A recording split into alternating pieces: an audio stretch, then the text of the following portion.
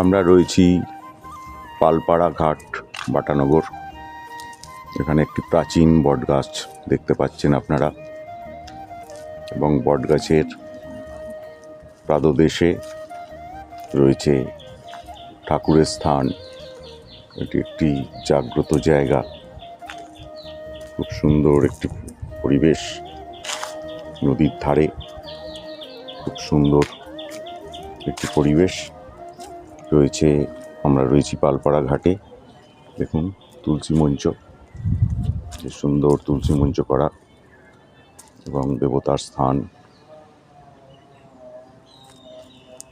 এই প্রাচীন বটগাছ, এটি বহু ইতিহাসের সাক্ষী।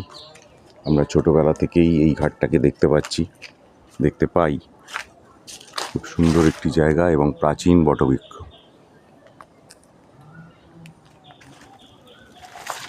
দেখুন, বহু প্রাচীন একটি বটবৃক্ষ।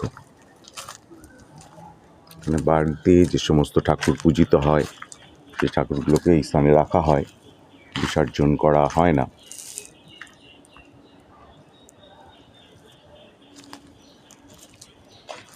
একটি সুন্দর তীর্থক্ষেত্র আপনাদের দর্শন করালাম।